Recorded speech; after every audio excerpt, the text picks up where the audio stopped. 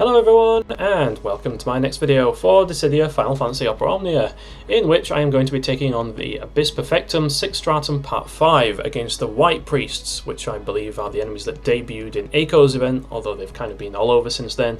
They have always been annoying in every iteration, and this time is definitely not an exception. So there's basically two ways to take this fight on. There's the easy way and there's the hard way. The easy way is to use Garnet. The hard way is literally anything else, as far as I'm concerned, because I mean Garnet is just absolutely overpowered and she just crushes through content like it's nobody's business. Like if you're a new player in this game and you wonder like what should you do, just go all in for Garnet, get her LD, get her burst, get as many copies of her weapons as you can, and just go to town with her because like not only is her damage insane, but she's also an insane support as well. You literally cannot go wrong putting her in any party at the moment. She is beyond broken, probably the strongest global first we've ever had, and they're always strong by definition, except for Vincent, who we don't talk about here. So yeah, Garnet definitely crushes this, but the boss's mechanics are quite frustrating. So it obviously hides away until you kill the two things on the side, like these things always do. The middle guy just asks you to launch him. In fact, if you look at the Lufenia Ob conditions, one of them is to deal at least 250k damage during a launch. That's, knockback, it's the same thing, it's the same terminology. Alternatively, if you take Brave damage reduced by a buff, so that means things like Hope's damage reduction, Desh, Gabranth, and it's Selphie's Wall, anything that reduces bravery damage. If you get hit by either, any of the enemies, then that will increase the orb. And of course, if the main dude in the middle takes a turn, then its orb will tick up by 2. You definitely want to avoid it taking turns, but sometimes it can't be helped. So that's pretty much the conditions for this. But the frustrating thing is that the most likely thing you're going to want to do to increase the orb is you're going to want to launch it, right? Except this boss becomes unlaunchable once its health falls below 80%. So the only way to trigger this is to launch the fucking ads. So you can't keep this guy out for too long, because all the other conditions involve letting the guys on the side take a turn, and you can't launch the main guy, it becomes immune to it, and it's just cancer. It's just horrible. I'm not a fan. Of course, I'm just going to crush through it with this team, and I'm going to use Alisaie as well, because I did pull for her LD. I play her for 14. I like me some red mages, and I like Alisaie's kit actually. It's pretty interesting.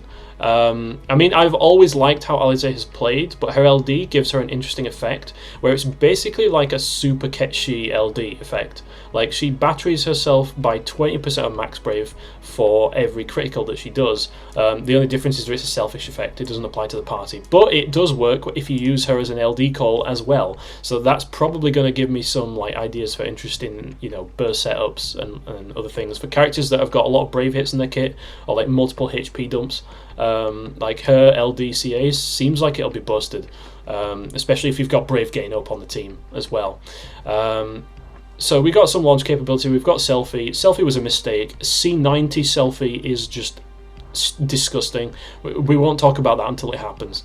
And I'm just going to crush through this. I am going to come back to this with another team. I'm going to try. I'm going to not use Garnet, and I'm going to try not to use any burst characters as well, just because it's been a while since I've done any kind of self-imposed challenge. But my advice is, even if you only have Garnet's LD, fucking use her. Just if you want to complete it, just use her. But anyway, without further ado, let's dive into it. Let's get going, and let's see if we can take these guys out.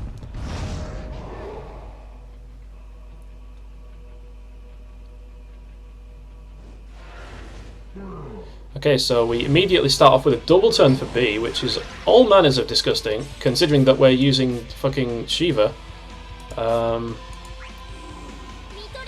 know how that happened. Let's get all the debuffs up, let's get the wall up. Random arc procs are always nice. Of course, B has just kind of yeeted itself into the very, very far distance at the moment, so that works perfectly for me.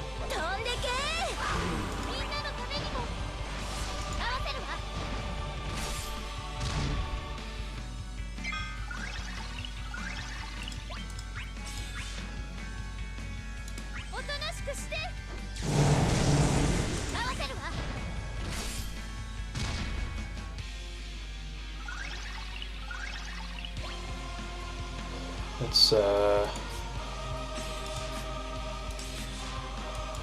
get at the bravery gem boost.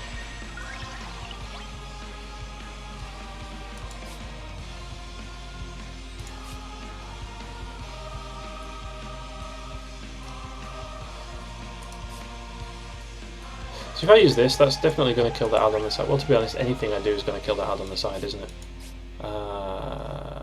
Yeah, let's just go for it.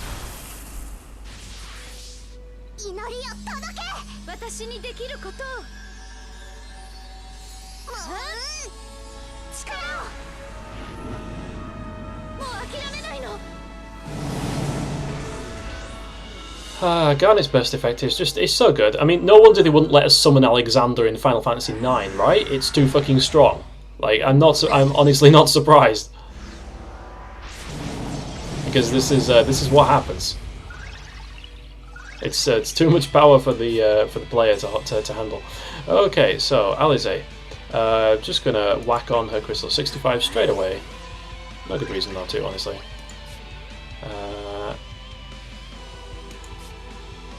Let's do a little bit of setup. Let's get Kurosami on there. Start off with her EX. So Alisaie's playstyle now is... Look at all that green bravery, by the way. Look at the brave gain, like 25k per hit. I mean, that's mostly because of Garnet, let's be honest. But she's still nutty. She's definitely not like the most like overpowered, but she's strong. And she's fun. She's fun to use, in my opinion. So she plays basically the same as like she always did. And I just realised, wait a minute, I just used the stone. Where's my dual cast? Don't have it. Alright, well, whatever. I'll use fucking Verfire then. She plays pretty much the same as she always did. Free skills like every other turn. Her EX is a free skill. Basically, she's just kind of like free skills everywhere. Let's not do too much damage during this. I do kind of want to trigger it as well before the 80% mark. So I'm going to see if we can keep launching it during the burst phase. It'd be pretty cool if we can.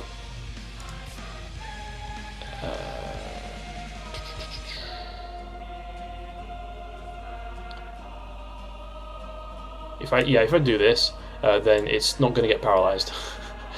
So that kind of sucks. I'm just going to go straight to the burst. Oh no, that's a mistake. I don't have my thingy. Oh well, whatever. You know, it's not perfect.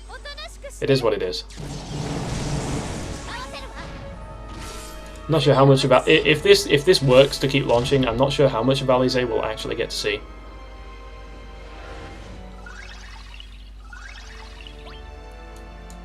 But her LD skill is actually quite powerful, like in itself. Oh yeah, it does work. You can keep launching. Okay, that's pretty busted. So like, if you get into burst phase before it drops below 79%, you can keep launching it. But if you're outside of bursting, you kind of shit out of luck, and you're just gonna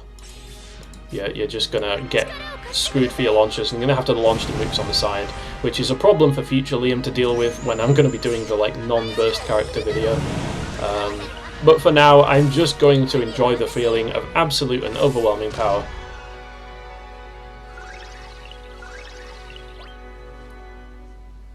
So let us do this, and rotate into the thunder. So we have the attack power to finish off with, not as though it matters. We've got so much like attack up and brave damage up and everything else up.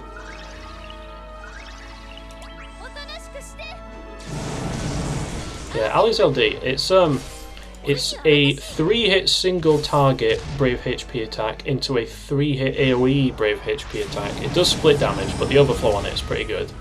And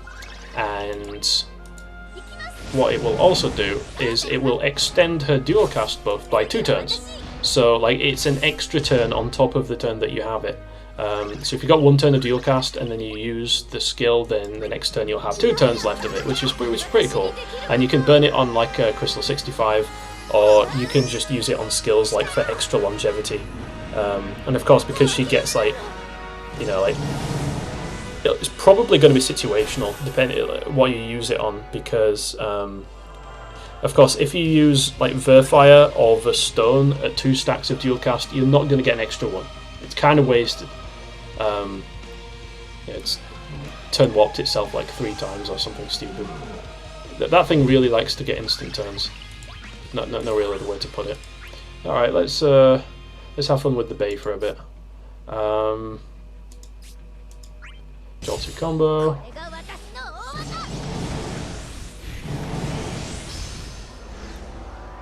Random fucking arc attack. And then I honestly might as well just go into summon. So she's got 1 turn of dual cast up now, right? So if I use her LD, then that's just going to go up to like two turns of dual cast. As you can see, it's pretty hard hitting. It's pretty good, and she's got that like self battery effect on every hit. So that's always really nice. So let's just do a redoublement or redoublement. Don't know if it is the French pronunciation, but fuck it. That's what I'm going with.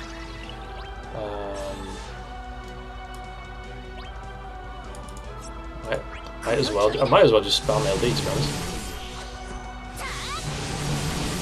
I think we're only doing like 4,000 bravery damage per hit, but because the battery effect is that strong,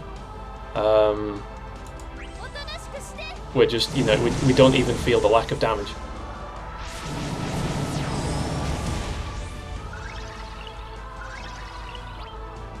So I mean, I'll use Rapture, but it's not going to get launched, sadly. It has taken a turn. So I'ma just do this. See, look, 3,000 damage. This is with an ultimate weapon, mind you. It's only level 1, but still. But because we've got all of the Brave gains going on, we kind of don't really care. Of course, this is like 99% enabled by Garnet. Let's finish it off with Verholy, why not? But even without Garnet, as long as you've got someone in the team like Porum, for example, or Bartz, or someone that can increase Brave gains, Alisaie is fairly self-sufficient as far as damage is concerned, so that's pretty cool. Obviously not as dramatic as using Garnet, but we are where we are. Alright, so that's going to be my initial run through of this, just kind of like a quick overview and a kind of like, I want to crush the content, so let's just throw some characters together. I will record later and try and use a more scuffed team for people who are budget conscious, so we'll see how that goes. But until then, I will say take care and goodbye.